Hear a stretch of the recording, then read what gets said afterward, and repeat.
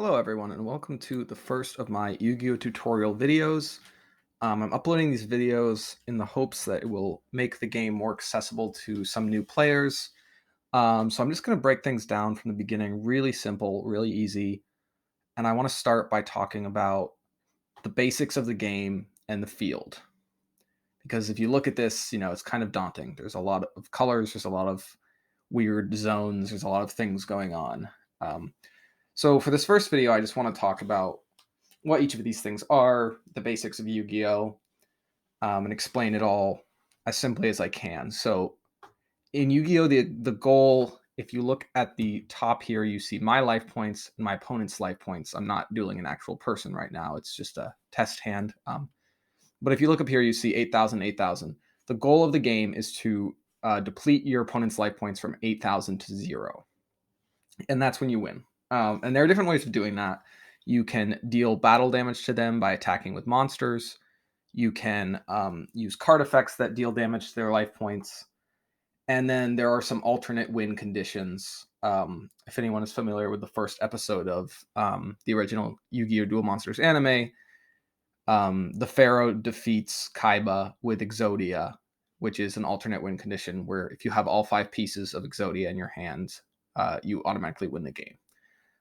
So there are a few different ways to win, but the primary one is dealing damage to your opponent's life points to reduce them to 0. Okay.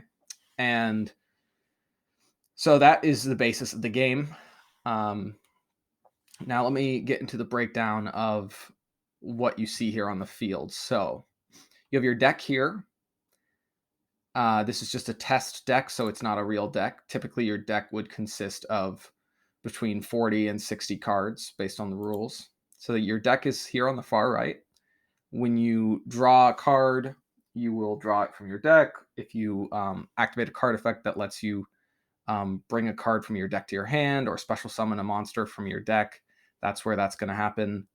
In general, although you see it lets me do it here, you cannot just look into your deck at any time. That is against the rules. You can only look into your deck when you are searching for a card from it to add to your hand or something like that. Okay, so that's the deck. And then right here we have the graveyard. Graveyard is very important in Yu-Gi-Oh! Most cards, after they've been activated or destroyed or have served their purpose on the field, will go to the graveyard. But in Yu-Gi-Oh, there are mini cards. It didn't really used to be this way in the beginning of the game, but there are mini cards that have graveyard effects. So the graveyard is almost like another hand where many cards can be brought back from the graveyard, have effects that resolve when they go to the graveyard, have effects that resolve while they're in the graveyard whenever you want, things like that. So that's the graveyard. This right here is the banish zone. Okay, and the banish zone is well, actually, first let me show you sort of how the graveyard works. So I'm going to summon Tenkabito Sheen here. And I'm going to go to end phase. And then it would be my opponent's turn. And we'll just skip that. Go back to my turn. Okay. And then we're going to summon, we'll summon Gundari here. And then for my hand, I'm going to use the effect of DD Sprite. So you can see on this card, it says you can special summon this card from your hand by banishing one face-up monster you control. If you summon this way, during the next standby phase, return the banished monster to the field. So this right here is the banish zone, okay? And the banish zone is a place where some cards go. It has to say on them that they're banished in some way. You can banish your opponent's cards. You can banish your own cards, depending on the effect.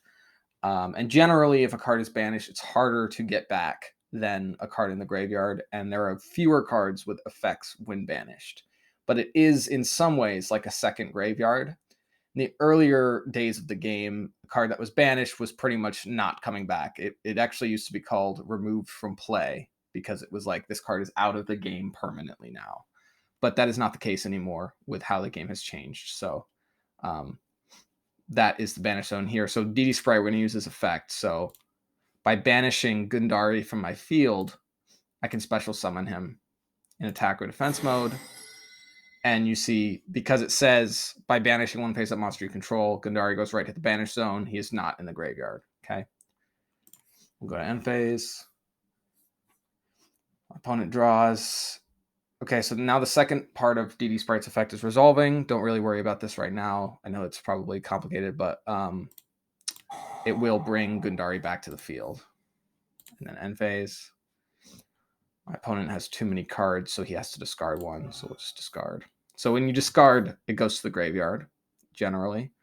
As you can see there. Now I'm going to tribute two of these monsters to normal summon Blue Eyes White Dragon, which I'll talk about in another video, how tributing works. But basically, get these guys. And you see, again, here, they go to the graveyard.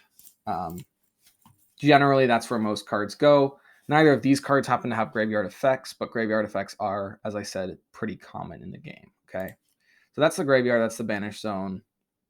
Now, these are your 5 monster zones in this front row here. You always have 5, which means generally you can't summon more than 5 monsters. You can in the link zones, which I'll talk about in a second. But you have 5 main monster zones, which is where you'll be playing most of your monsters. And then you have 5 spell and trap card zones, these 5 down here, which is if you activate spell cards or trap cards, that's where those go. So if I activate Banner of Courage, that goes in one of these zones. I cannot put it in a monster zone. And I cannot put monsters in spell and trap card zones for the most part. There are some cards that kind of break that rule, but you'll learn that in Yu-Gi-Oh there are a lot of exceptions to every rule, which makes it tricky. So let me explain for a moment that in Yu-Gi-Oh there are 4 types of cards. There's monsters, these guys, spells, which are cards that have effects that change the field or change your monsters or whatever. Then there's traps, which are traps. They're generally in response to something your opponent does, but not always. So we have Trap Hole here. And traps must go face down before they're activated. They have to be face down for at least a turn until they can be activated. So you can't just play them face up like you can with spells, like I did with Banner of Courage, okay? But anyway, this is the spell and trap card zone. All right. And monster zones up here, spell and trap card zones. And then this right here is the field spell zone, which is only used for a specific type of spell card, which I'll talk about in a second. Now, you see my extra deck has this little circle over it, which is Project Ignis's way of telling me that I can special summon a monster from the extra deck. Now, your extra deck is anywhere from 0 to 15 cards. And it's where all of your extra deck monsters live. These are monsters that don't reside in the main deck with the rest of your cards, so you cannot draw them. You will never draw them. They're cards that you bring out with some of the alternate summoning conditions that Yu-Gi-Oh has, which I'll talk about in different videos, what each of those are. There's Fusion, Synchro, XZ's, Link are the main 4 extra deck special summoning methods. Now, the only one I can do right now is Link Summon this guy, Link Spider. And that's because I fulfill his requirement of having 1 normal monster on the field, which you see right there. So we'll get rid of Blue Eyes White Dragon for Link Spider, which is a much weaker monster, but I'm just demonstrating the mechanics. So you see Link Spider went in the extra monster zone. These are called the extra monster zones. And if you Link Summon, the first time you Link Summon, it has to be one of these zones. You see if I hover over Link Spider that it's highlighting the zone below him, because now I can Link Summon there because his arrows point there. You see his arrow is highlighted. That means his arrow points there.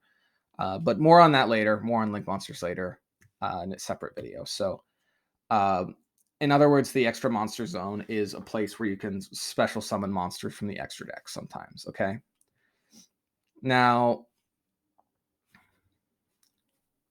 I'll go ahead and then demonstrate attacking directly. So here's a direct attack. Here's a direct attack. You see the amount of attack my monster has, because this is a direct attack, comes out directly in my opponent's life points. So between 17 and 12, that's 29, 2,900. 8,000 minus 2,900 is 5,100. So that's what he's left at. If I reduce him to 0, I win the game. Okay, we'll go to end phase. Now it's my opponent's turn. Now, he has a pendulum monster, which is good because I can demonstrate what these two zones here. You see the red diamond and the blue diamond. These are pendulum zones, which they're also spell and trap card zones. So you do have 5 spell and trap card zones as well as you have 5 monster zones. But when you pendulum summon monsters, you can put them in these zones. And it uses one of your spell and trap card zones. So we'll go ahead and put one monster there.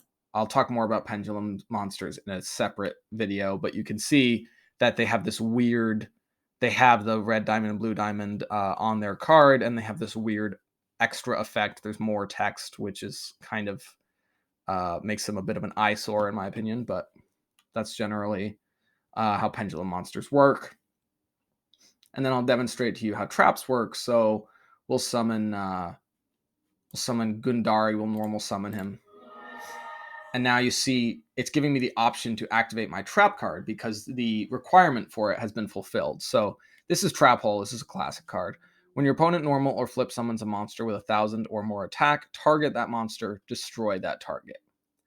And my opponent has just normal summoned a monster that has exactly 1,000 attack, so it fulfills Trap Hole's conditions. It's asking me if I would like to resolve the effect. I'm going to say yes. So we'll go ahead and flip this. Then what happens is Gundari is destroyed and sent to the graveyard. Okay. So that gives me an advantage on the field now. And then we'll go to end phase of this one. Okay, and we've got the same pendulum monster over here. I'll set another trap. Okay, so you see my opponent just drew Forest, which is a field spell. Now you know that it's a field spell because it's got this little icon up here that looks kind of like a compass. And I will talk about field spells more in another video, but in this video where I'm mostly covering the basics of the game and the field, the different zones on the field spells do have their own zone, which is this one on the far, on your far left, this zone right here. So anytime you activate a field spell, it's going to go there. You can activate a field spell when you already have one on the field, but if you do, the old one goes to the graveyard and the new one takes the place of the zone. So it's impossible for you to have 2 field spells or more at once. The most you can have is 1. So he'll go ahead and activate Forest. You see it goes automatically in that zone. Now it's asking me if I want to use my trap because this is a trap that you can use virtually any time in response to an opponent. I'm not going to do it. And now let's see. We'll have him summon Tenkabito Shien. And I think that's going to do it for this video because that explains the zones. So just a quick recap of everything I talked about here. So Yu-Gi-Oh has 3 types of cards: monsters, spells, and traps. And then there are extra deck monsters that don't reside in the deck and are brought out by alternative means, which I'll talk about in another video. You've got your deck zone here, which is where your deck resides. You've got your graveyard, which is where most cards go when leaving the field or the hand. And you've got your banish zone, which some special cards use. Then you have 5 main monster zones in the front here and 5 spell and trap card zones in the back here. As well as that, you have extra monster zones. You have one, which is this one on your right, and your opponent has one here. And when you summon certain monsters from the extra deck, they can go in these extra monster zones. Okay, and that is relevant because cards have arrows like this card that dictate more summoning mechanics, which I'll talk about later. Okay, and then have the field spell zone right here, which is specific to field spells such as Forest, and the extra deck. Hope you enjoyed. Hope this was helpful, and that's going to do it for this video. Thanks for watching.